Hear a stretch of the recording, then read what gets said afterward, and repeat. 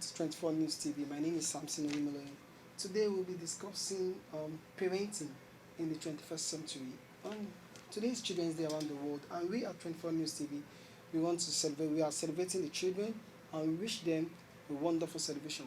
With me to throw more light on this subject matter is Pastor Victor Omagbemi, and Pastor Victor Omagbemi is the District Superintendent, Christ Apostolic Church, City of Family, Peace District in Kuje. You're welcome, sir. Thank you. All right, so straight to the discussion. We are looking at parenting in the 21st century. Sir, don't you feel we are getting it all wrong, comparing parenting in the 80s, 90s, and now, 21st century, we believe is a computer age, so to say. So what do you feel? Well, from the Bible point of view, parenting is the same. From the first century even to the 21st century, there is a Bible standard for parenting, and you find that in Proverbs chapter 22, verse 6. It says, train up a child the way he should go, and when he is old, he will not depart from that. So, permit me to say that parenting is not different biblically from what it was years back, and even till this time, the 21st century. And I think it's because we are looking at advancement in technology. We're looking at children upbringing in times like this. We tend to look at global children laws, and that is why we have left our African tradition or the Bible standard for parenting. Like I said earlier, the Bible says you train your child the way you should go. That implies you introduce the child to God from the beginning. That implies you give the child good education. Okay. That implies you provide basic necessity for the child. That also implies both the parents and the government provide enabling environment for the child to thrive. All right, so now talking about traditional way of thinking, I as a person, I have an experience growing up as a child.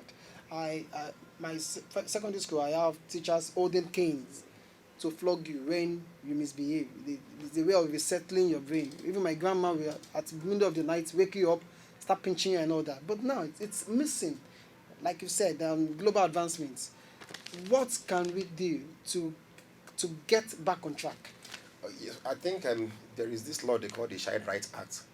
That I think one of the things it says is that children should not be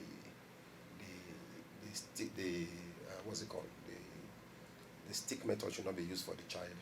But I don't think I believe in that, because from the way we are brought up, when a child does wrong, the child should be chastised. Even the Bible said the father chastises the child he loves.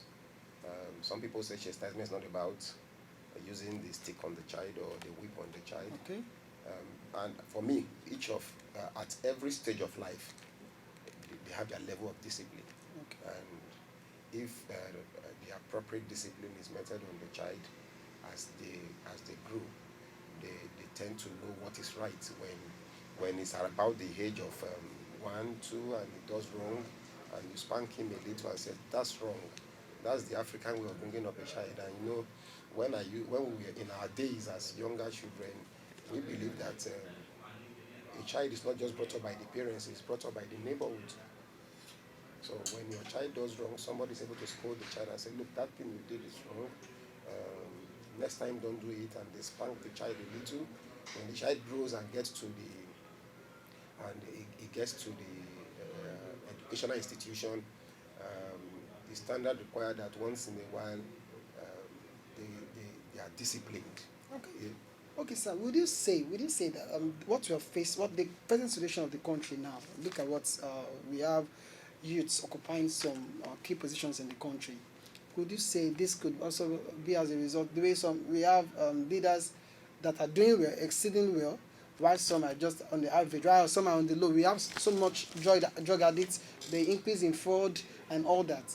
Would you attribute this to the way they were brought up, or is it a personal Look, if you ask me, the percentage of youth occupying leadership position is minute compared to what it ought to be.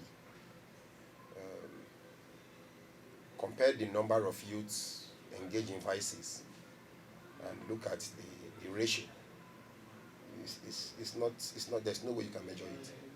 And that's because there is failure on the part of the parents and the leaders of our nation in the past and even in the present, because they didn't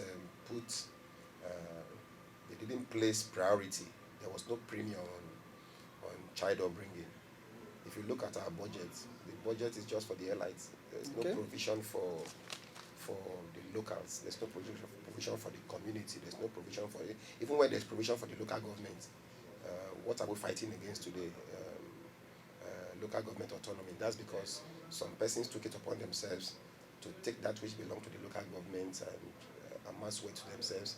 So nobody's considering the child in the village. Nobody's looking at that child in the rural community, where there are no classrooms, where there are no pipe-borne water, there are no electricity.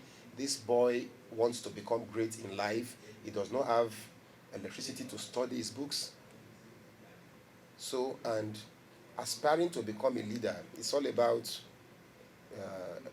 creating the proper environment. Just take a good look.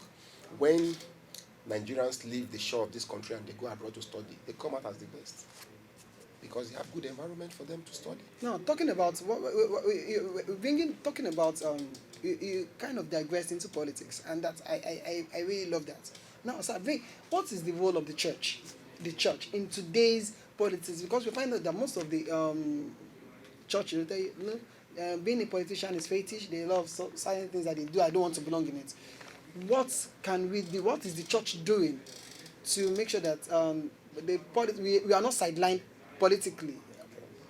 Yes, in as much as I don't believe that the church should be totally involved in politics, I believe we also train our followers to be involved, to play politics right. The reason why we say politics is dirty today is because you have most of the people playing it coming from a background that does not speak well. If we build our followers, give them the right to teach them to know that leadership is about giving to the people, not taking from the people. When Samuel was to pass on, Prophet Samuel in the Bible, when he was to pass on, he called the people. He said, if I've taken anything from any man, let him speak forth. That's what we call leadership. So the church can encourage members to go into politics and do it right. Do it right means provide every necessary thing, enact rules and laws, advocate for policies that will better the people. Okay. That's what I think the church should do. Okay. Not just talking and praying. Okay. Now bringing back to our topic of discussion, parenting and 21st century. Sir, as a father, if your child misbehaves in the school, let's assume you're paying like 500,000 in quotes for a child school, and your child misbehaves in the school, and the teacher spanking.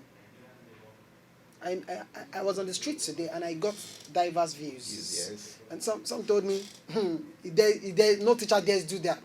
You don't have the right to flog my child. You rather report to me. So, sir, as a father, you tell me, I want to get your own direct opinion. What would you do? Well, you'll be surprised to know that recently I followed up my son in the university. I wanted to know how he was faring in the university. I went to the department. I sat with the HOD to know how he was faring. If my son is spanked in school and let's assume he committed an offense, I think he serves him right. That's number one. Secondly, what is the degree of discipline? Because you can't say you are disciplining a child of maybe 10, 12, and you're leaving a scar on his body. You're leaving a scar on his body. Yeah. Then we have to discuss that. but to give him the normal corporal punishment, which I think we were involved in our days. I served in Zamfara when I was a corper, and teachers are not allowed to flog the students. But someone like a military man is employed to actually flog the students. So the government pays him. And that is what it does. Yes, to discipline the child. To discipline the child. Yes, wow, so, interesting. So if such a person is employed to do that, you can't even speak, because the law permits him to do that.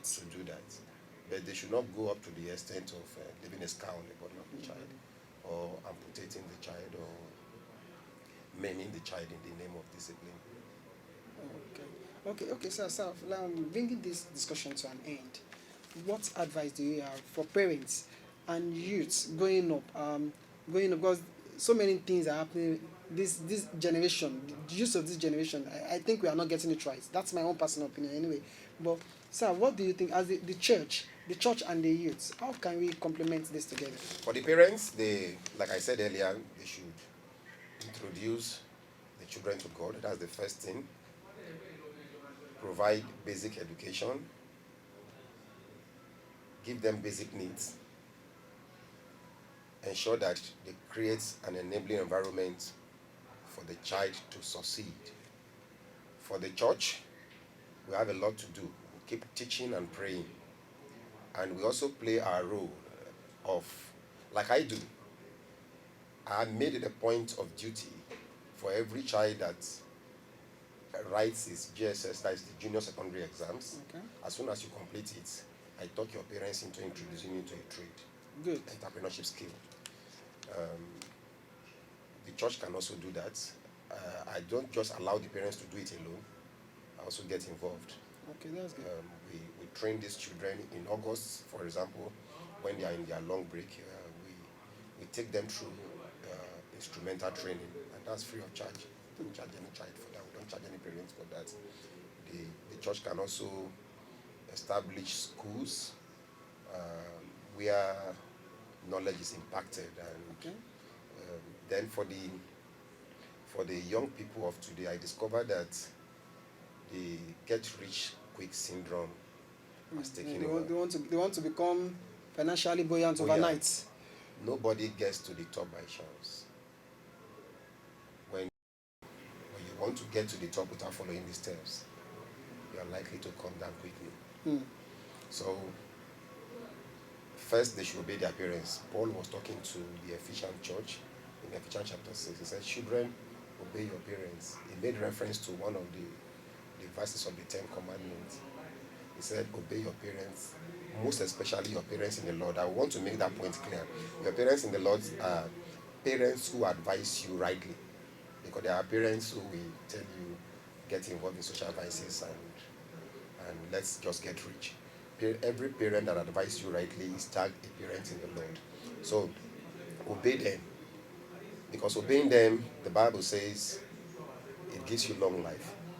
It's the first commandment with a promise. So when you obey, take your academics seriously. I discovered that young people of today, a good number of them don't read books anymore. Somebody said if you want to hide any information, put it in books.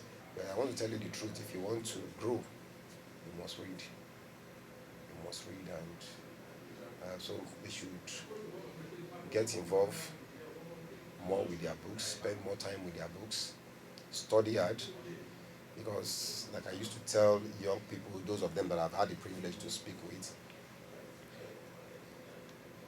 this is just a phase. Let me tell you the truth. Yahoo will face away.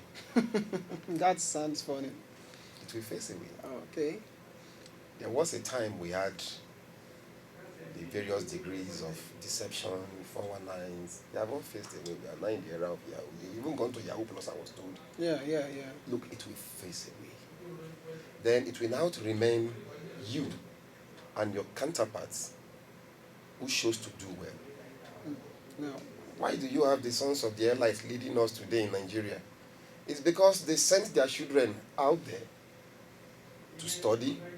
They came back, and they are the preferred leaders today. Nobody will want to take a non-entity and keep him as a leader. Even if you struggle to become the leader today, you will discover that you will not do well like those who actually took time to study. So my advice to them is advice and appeal. They should give up some of this nonsense they are into, the get rich quick syndrome. Go back to the base, the foundation, study. Give more attention to basics. Okay. That will take them to the top. All right. Okay, yeah, that's a wonderful package with Pastor Victor Omagbemi. Pastor Victor Omagbemi is the District Superintendent, Christ Apostolic Church, City of Family Peace, District Kuje, and we'll be speaking now on parenting in 21st century. I believe you have been empowered, equipped by that discussion. Don't take a blink. Always stay tuned on all our social media handles on Facebook, YouTube, Twitter, Instagram, and it is 24 News TV. Until next time, wow, let me hand it over back to my humble host, Ruth Ugu. We are still on Children's Day celebration special. Stay tuned.